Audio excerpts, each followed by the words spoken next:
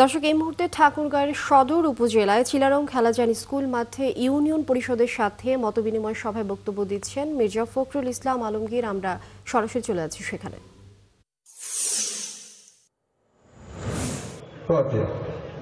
গণভোটটা কি? আপনার যারা পুরান মানুষ তাদের কিছুটা ধারণা আছে। ওই যে জিয়ারহমানের সময় একবার হ্যাঁ না ভোট মনে আছে আপনাদের সাথে বড় থাকার কথা। অর্থাৎ আপনারা প্রেসিডেন্টটাকে চান কিনা ওইটার জন্য হ্যাঁ না ব্যালটটা থাকিবে হ্যাঁ আর না। আপনারা যে ব্যালটটা আপনারা টিপসই দিবেন অথবা ঠিক দিবেন, ওইটা যদি হ্যাঁ দেন তাহলে হইল, আর যদি না দেন তাহলে হইল না, ঠিক না? ওই রকম নাকি আবার হ্যাঁ না ভোট হবে। কিসের? ওই যে সংস্কারগুলো করছে, পরিবর্তনগুলো করছে, এগুলোকে আপনারা মানেন কি মানেন না?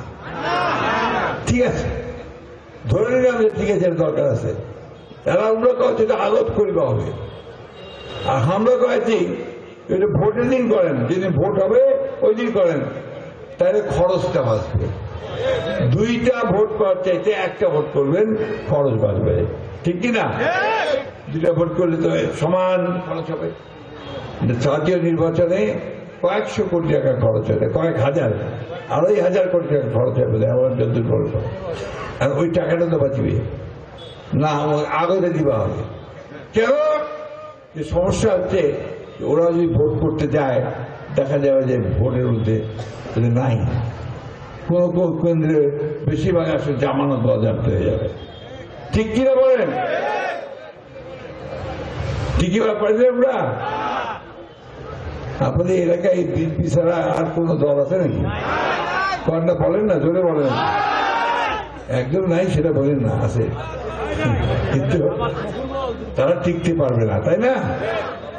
এটাই আমাদের কথা। বিএনপি একটা বিশাল দল, জিয়াউর রহমানের সৃষ্টি করা, স্বাধীনতার ঘোষকের সৃষ্টি করা, যিনি আমাদের সামনে এই দেশের জন্য স্বাধীনতা ঘোষণা করেছিলেন, যিনি দেশে রাষ্ট্রপতির দায়িত্ব নেওয়ার পরে আমাদের রাষ্ট্রটাকে বদলে ফেলেছিলেন, মনে আছে আপনাদের নিশ্চয়ই।